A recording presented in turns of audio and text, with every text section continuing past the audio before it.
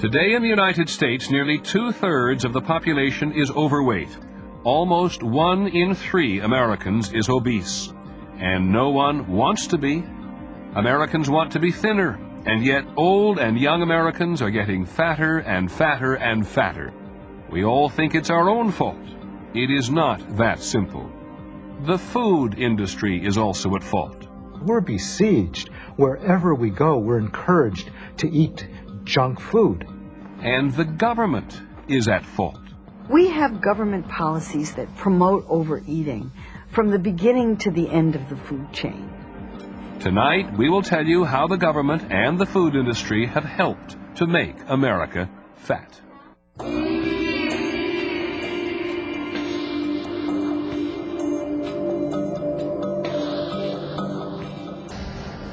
Today, American farmers produce for domestic consumption vastly more food than America needs, nearly twice as much.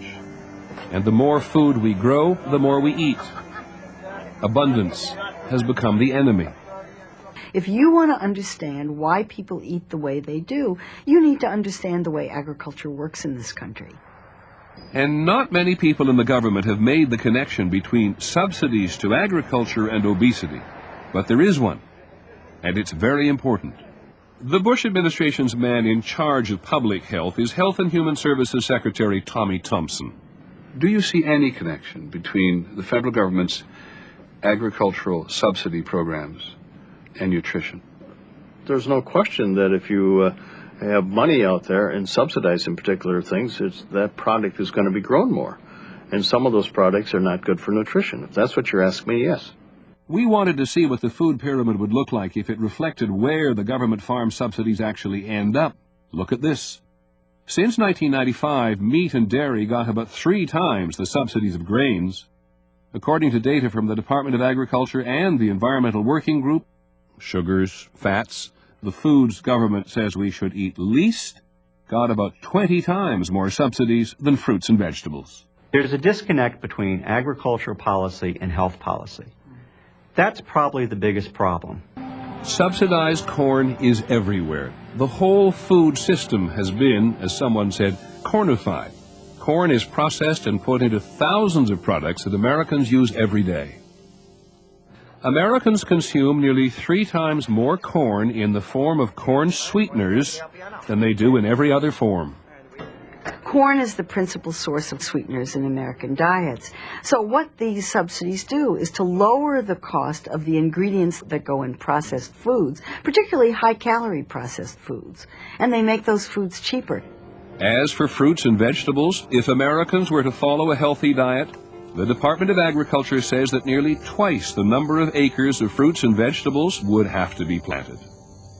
We're talking about huge agribusiness companies that own thousands, hundreds of thousands of acres. And these are, of course, the people who give the largest campaign contributions to members of Congress.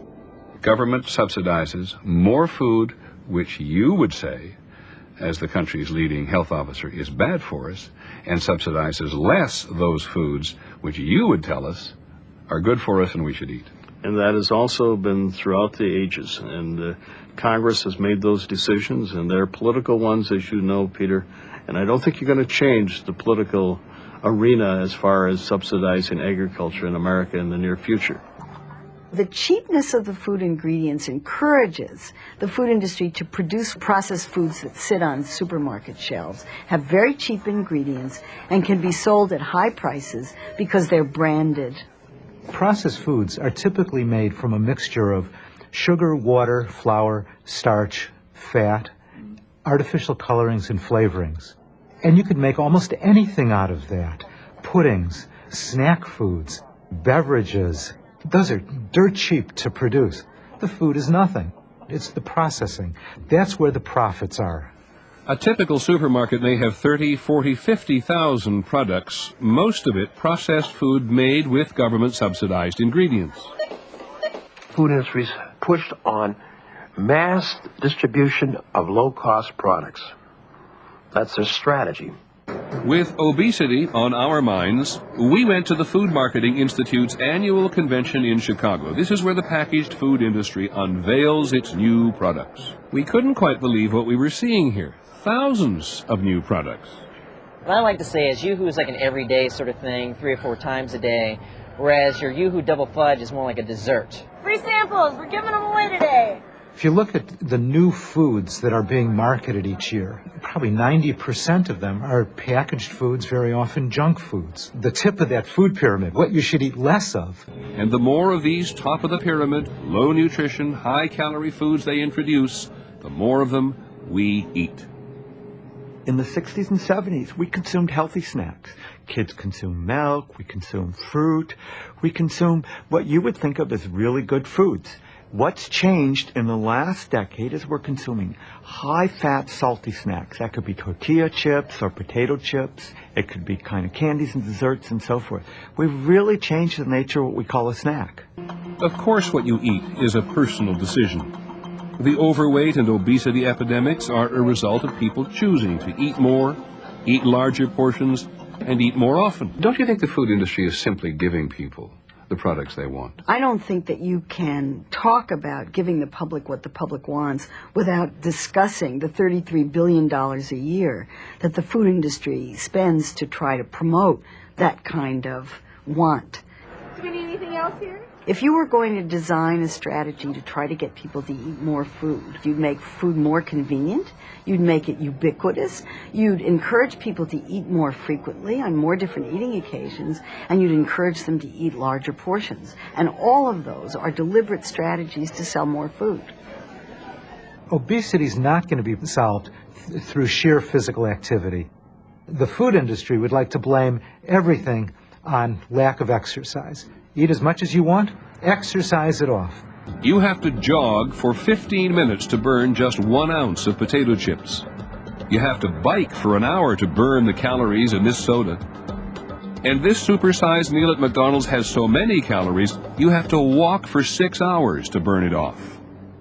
The problem is that most of the foods that are marketed to children are unhealthy foods.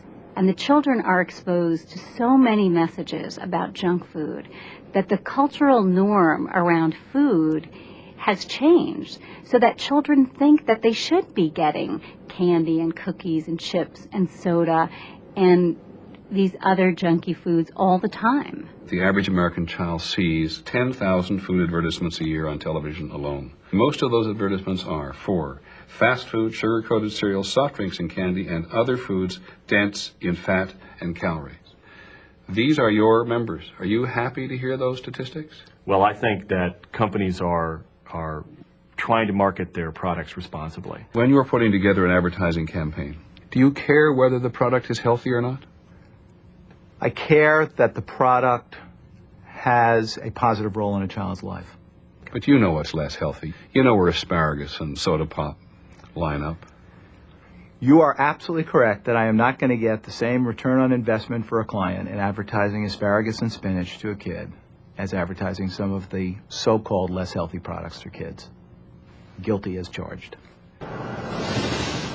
All the marketing to children is feeding an epidemic of childhood obesity. 15% of all children between 6 and 19 are overweight or obese, and that is nearly 9 million children. Many children already show signs of the serious diseases that result from being overweight. Our children eat so badly nowadays that a quarter of elementary school-age children already have high blood pressure, high cholesterol, or some other risk factor for heart disease. These are little kids, and they already are on their way to a heart attack. Very young children are now showing signs of type 2 diabetes, a terrible disease that was never seen in such young children before. The diet of many American children may already be condemning them to a lifetime of illness. 25 years. And since then, according to the Surgeon General, obesity among children and adults has become the most pressing public health issue in the nation. Clearly, when you look at the consequences of the public health crisis we have today, government has got to step in. It's no different than tobacco was 20 or 30 years ago. We told people don't smoke. But until we really started to get serious about it and make changes, look at the escalation of healthcare costs associated with tobacco smoking. As we made this program, we often thought about how long it took before government recognized that smoking was a public health issue, and now it's obesity. Just think of the money it is costing the country. So how long will it take government to act? I'm Peter Jennings. Thank you and good night.